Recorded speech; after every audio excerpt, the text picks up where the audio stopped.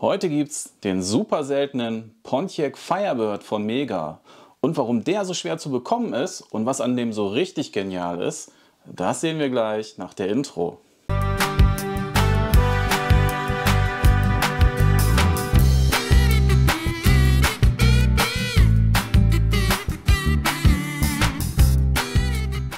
Hallo und herzlich willkommen im Den of Little Treasures. Da bin ich wieder mit einem Set von Mega.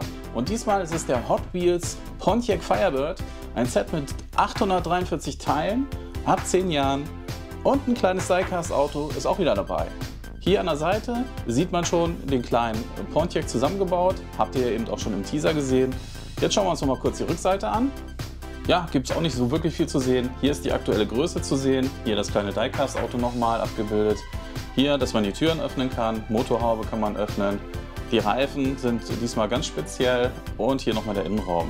Und das ist auch ein kleines Highlight. Aber das sehen wir nachher hier nochmal. Geöffnet sieht das Ganze so aus. 17 Tüten sind insgesamt drin. Hier ist nochmal der kleine Diecast zu sehen. Im Hintergrund die Anleitung. Die gibt es natürlich wie immer bei Mega Bauanleitungen, meinen Zweitkanal.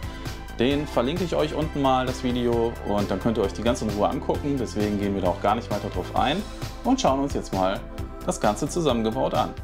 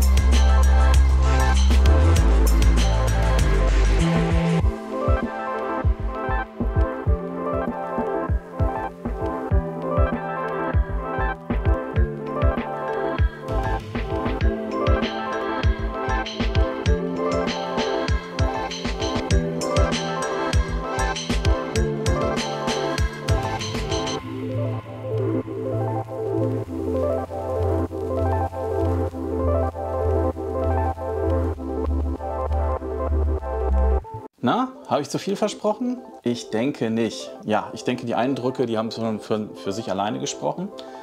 Kommen wir noch mal so zu ein paar Sachen.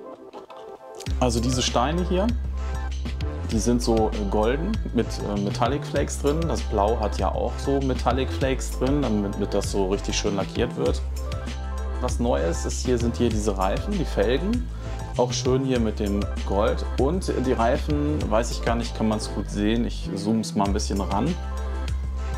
Probiere es mal ein bisschen zu zeigen. Die haben jetzt auch Profil. Die anderen hatten ja immer alle kein Profil auf den Reifen. Die waren ja immer glatt. Das hier ist ein Modell, was wirklich Profilreifen hat. Ja, ansonsten ja hier wieder diese schönen Drucke überall. Die sind ja bei Mega sowieso immer Pflicht, sage ich mal. Das ist ja nichts Außergewöhnliches. Hier auch schön bedruckt, ne? Auch wenn man sich das mal von hier anguckt, so von oben, da sieht man halt hier das Hot Wheels richtig schön, hier den Firebird und auch so alles passig. Muss man ein bisschen beim Zusammenbauen aufpassen, dass man die auch richtig rumsetzt, ne? Also es kann auch teilweise mal anders sein. Ja, aber ansonsten super, es geht bis hinten hindurch. Das ist einfach ein richtig, richtig klasse Teil. Ja, auch hier so ich finde auch so die Übergänge zwischen diesen goldenen Platten und dem Druck hier, das ist gar nicht so sichtbar, so großartig. Also das haben sie wirklich gut hinbekommen diesmal. Und ja, das ist einfach ein geniales Teil. Also da brauchen wir nicht drum rumreden, das ist einfach richtig genial. Etwas, was mir überhaupt nicht so wirklich gut gefällt, ist hier hinten das. Ja, also das hier ist nicht so, ich meine, klar, ist mit Klemmbausteinen gemacht, aber auch hier hinten die Heckscheibe, die hätte man vielleicht noch mal ein bisschen anders machen können, das wäre vielleicht schöner gewesen. So kann man da nicht wirklich durchgucken und es sieht auch nicht wirklich schön aus, finde ich, ne? Ansonsten hinten, ja, die Rücklichter hier durchsichtig, die Steine, und hier bedruckt, das ist okay. Die License Plate Das ist auch okay. Ja, also es ist schon ein richtig cooles Teil. Ne? Ja gut, die Türen kann man natürlich auf und zu machen. Und was man vielleicht auch nicht so gut sehen kann, die Sitze, die haben wieder dieses Bronzefarbene, dieses Bronze-Metallic. Also ich glaube, jetzt kann man es so ein bisschen hier oben sehen. Ne? Das ist so Bronze-Metallic, das sieht richtig, richtig gut aus. Das war ja auch schon beim Street Rodder so, bei den Sitzen. Also das ist klasse, dass sie das wieder mit reingenommen haben. Ja, ansonsten, ja, tolles Ding. Ne? Lenkrad lässt sich bewegen, wie bei allen Hot Wheels Autos, die können ja nicht steuern, die können nur geradeaus fahren. Von daher kann man das dem Modell jetzt auch nicht ankreiden, dass das nicht geht. Und es muss es ja auch nicht, also ganz ehrlich.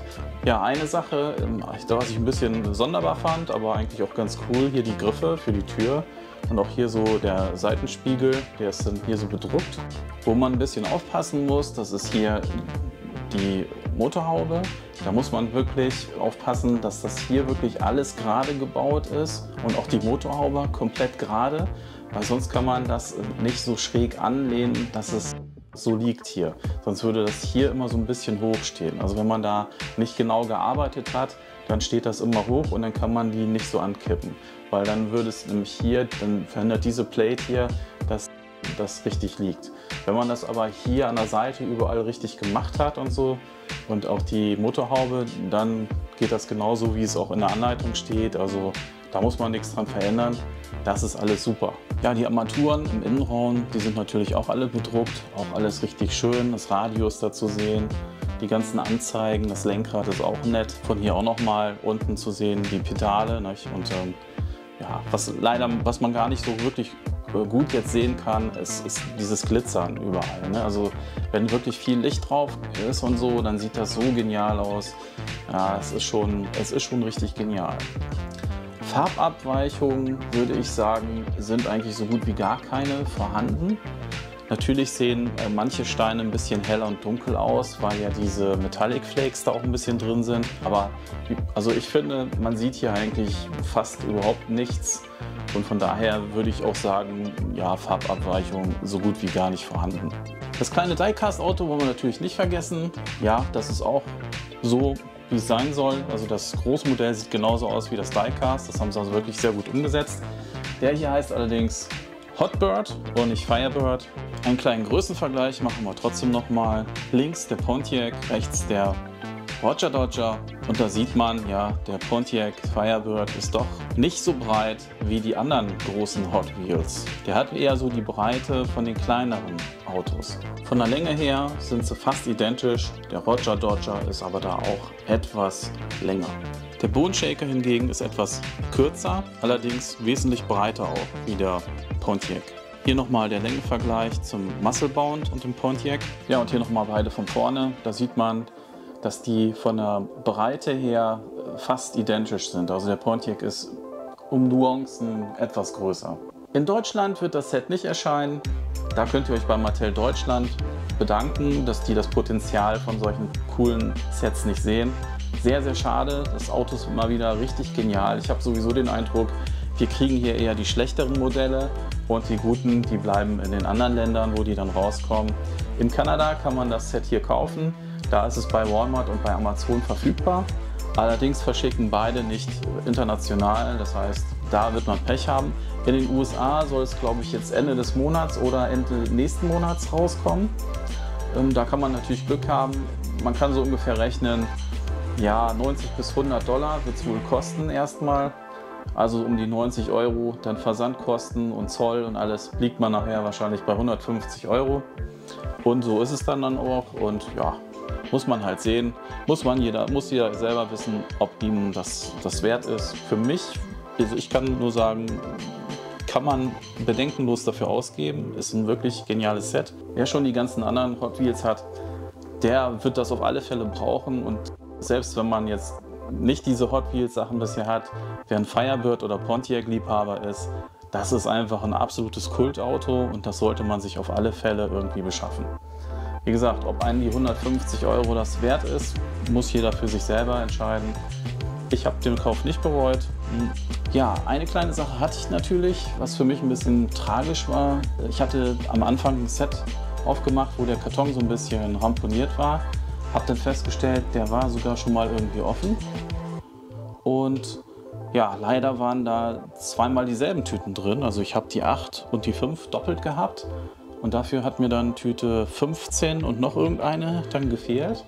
Und da musste ich leider ein zweites Set noch aufmachen, um den dann tatsächlich zu bauen zu können. Und in dem Set war es tatsächlich auch so, da hat mir ein 1x6er Stein gefehlt und 2 oder 3 1x2 Steine. Und das fand ich halt ein bisschen schade. Ich meine, gut, ich habe dann ja den zweiten hier gehabt, aber ja, gerade wenn man jetzt wirklich so viel Geld dafür ausgibt und dann fehlen da Teile, sicherlich werde ich die nachbestellen können, aber es ist halt, ja gut, kommt mal vor, hatte ich bisher auch noch nicht. Also bisher hatte ich eigentlich nie Sets, wo wirklich Steine gefehlt haben. Beim Castle Grayskull war es mal irgendwie einer, aber das kann auch sein, dass ich den falsch irgendwo eingebaut hatte. Und ansonsten hatte ich eigentlich nie Fehlteile oder sonst was.